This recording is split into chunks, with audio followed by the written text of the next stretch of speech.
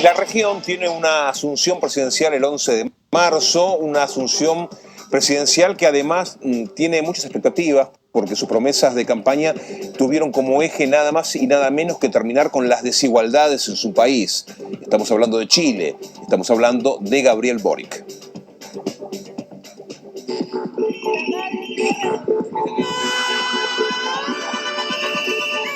Una economía golpeada por la pandemia, un Congreso dividido, el conflicto mapuche en la Araucanía, la crisis migratoria por la llegada de inmigrantes ilegales y la llegada a buen término de la Convención Constituyente son algunos de los muchos desafíos que deberá enfrentar Gabriel Boric, el presidente electo de Chile, a partir de su asunción en el Palacio de la Moneda el próximo 11 de marzo. Presidente electo. Al menos en términos de derechos sociales, yo creo que va a haber valido la pena todo este esfuerzo. Yo creo que hay mucho consenso en las cosas básicas que originaron o detonaron al final la crisis social, el estallido, la revuelta, no sé cómo quieran decirle, que vamos a avanzar.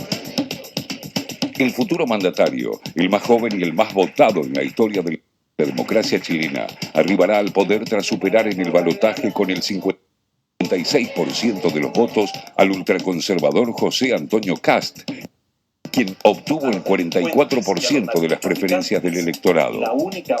Boric, un ex dirigente estudiantil, líder de las protestas de 2019, gobernará el país al frente de Apruebo Dignidad, una coalición de partidos de izquierda que a nivel parlamentario tiene minoría en ambas cámaras. Vamos a delinear los objetivos estratégicos de nuestro gobierno, ya lo hemos conversado con el separado, pero es importante generar el fiato y un espíritu de equipo para que tengamos un gobierno pensando en quienes nos están viendo a través de las cámaras. Durante la campaña, el entonces candidato prometió una profunda agenda de cambios para construir un estado de bienestar que haga frente a la profunda desigualdad socioeconómica causante del estallido social de 2019. Muchas de estas propuestas, que incluían una impactante reforma fiscal y el fin del actual sistema previsional privado, fueron morigeradas de cara al balotaje en busca de ampliar la base de respaldo. Con el objetivo de consolidar sus apoyos políticos, Boric presentó un gabinete ecléctico, con perspectiva de género, compuesto por 14 mujeres y 10 hombres, entre ellos el actual presidente del Banco Central, Mario Marcel, como ministro de Hacienda, una designación que, por su moderación, causó sorpresa en el establishment. Bueno, sin lugar a dudas, la reforma tributaria es la que habilita muchas de las reformas, es lo que nos permite tener nuevos ingresos, desde aquellos que más tienen para poder financiar, no diría gasto, diría inversiones sociales en educación, en salud, en pensiones, que es lo que nos va a permitir, ¿cierto?, llegar a mayores niveles de desarrollo integral en nuestro país. A cargo de los ministerios políticos de mayor relevancia, el presidente electo designó a su círculo de confianza. Ixquia Siches en el Ministerio del Interior, Maya Fernández, nieta de Salvador Allende, en el Ministerio de Defensa, y a los ex líderes estudiantiles Giorgio Jackson al frente de la Secretaría de la Presidencia y Camila Vallejo como vocera. Hemos resaltado la importancia del rol que va a jugar cada ministro y ministra, entendiéndose como complemento en un equipo que es mayor, entendiendo además la perspectiva histórica que estamos viviendo, el desafío que tenemos adelante de poder empujar muchas de las transformaciones que han venido demandando durante décadas nuestros compatriotas. Tenemos que encontrar el equilibrio. A pocos meses de asumir, en agosto o septiembre próximos, Boric deberá afrontar además un acontecimiento histórico: el plebiscito popular, encargado de aprobar o no la nueva Constitución elaborada por la Convención Constituyente en reemplazo de la Carta Magna vigente, una herencia de la dictadura de Augusto Pinochet.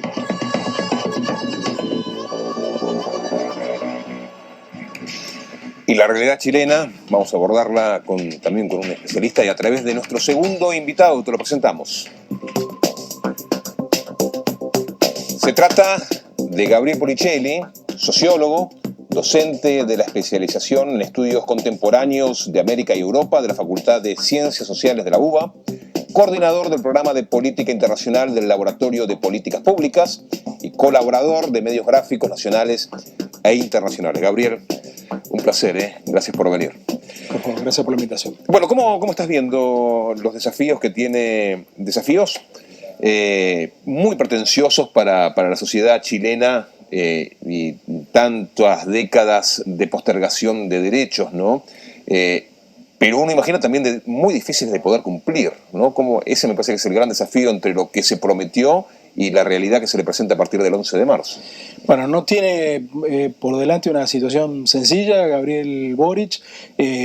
Chile está viendo caer su Producto Interno Bruto per cápita casi sin interrupción desde el año 2011. Ya lleva prácticamente una década de caída de las ganancias muy fuertes que había tenido durante toda la democracia, con algunas caídas por las crisis económicas, pero la línea de tendencia de la riqueza de la que disponía cada chileno viene cayendo de manera sistemáticamente desde el 2011. Es una tendencia difícil de revertir. Viene a reemplazar al presidente más impopular de la democracia chilena, un segundo mandato de José Piñera que termina con una popularidad infinitamente más baja que su propio primer mandato. Una encuesta de esta semana de Mori indica que hoy en Chile hay casi un 22% de los chilenos que considera que el gobierno de Pinochet fue bueno, y solo hay 15% de los chilenos que considera que el gobierno de Piñera fue bueno. Esto está relacionado sin duda con la campaña electoral que acaba de ganar Boric, donde el candidato al que él derrota en segunda vuelta es un candidato que reivindicó explícitamente al pinochetismo. Pero bueno, las expectativas son altas, pero recordemos que Boric obtiene 27 puntos en la primera vuelta y arrasa en la segunda con el 55%, con lo cual su propia base de apoyo no es tampoco una base homogénea, sino que hay la mitad de quienes lo votaron abrazaron su programa de primera vuelta. El resto de los que lo votan en buena medida para que no llegue la derecha el mal menor, al gobierno. Bueno, ¿y cómo imagina usted que podrá sortear las abismales diferencias ideológicas que hay dentro del propio país para poder desarrollar esos cambios, ¿no? Y buena parte del poder productivo que tiene el país ideológicamente no es de la mirada de Boric? Bueno, lo primero que él ha logrado es constituir un gabinete que representa la coalición que lo apoyó en la segunda vuelta. Sí. Entonces, la base de apoyo inicial es significativa, lo decían en la presentación, ha sido el presidente que llega con un mayor porcentaje de apoyo popular a la presidencia en la historia de la democracia chilena reciente, y el gabinete que él ha puesto en marcha es un gabinete que sintetiza en buena medida las aspiraciones de reformas más radicales de quienes lo votaron en primera vuelta y que recoge a 4 de los 5 partidos que constituyeron la concertación que llevó al gobierno en su momento a los presidentes de Aylwin, Frey, Lagos, sí, Bachelet, y entonces ha logrado reflejar en ese gabinete que lo va a acompañar a partir del 1 de marzo esa amplia mayoría que tuvo en la primera vuelta. El desafío,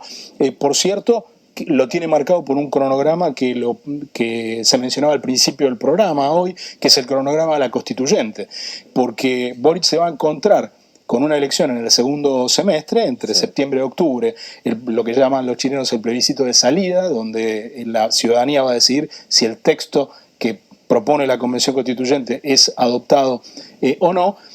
Esa elección va a estar connotada de una primera evaluación de cómo se sienten los chilenos respecto de su propio gobierno. No es que se va a votar nada más que la Constitución, claro, sino, como sabemos, en estas, un plebiscito de gobierno. A la hora de decidir, seguramente va a haber una especie de plebiscito inicial sobre su gobierno. A ver, para finalizar, será el primer presidente de un Estado regional, como se lo denominará, ya no más un Estado unitario, tampoco un Estado federal. Tampoco. ¿Cómo imaginas que va a ser ese Estado, ese nuevo Estado chileno y su relación con la región?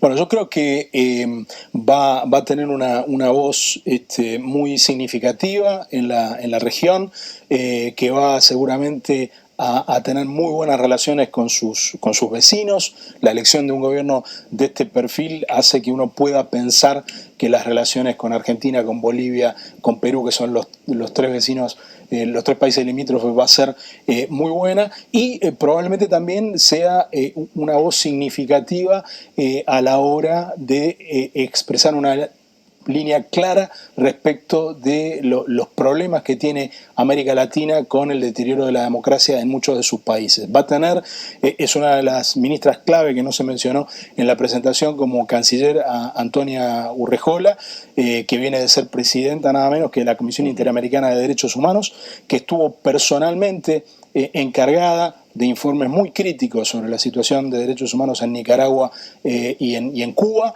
creo que ahí es una de las cuestiones a las que hay que prestarle atención, porque Boric mismo ha tenido una posición muy clara respecto contra las violaciones a derechos humanos en Venezuela, en Nicaragua, y algunos de los miembros de su gabinete también de las violaciones de derechos humanos en Cuba. Gabriel, muchas gracias. Gracias por la invitación.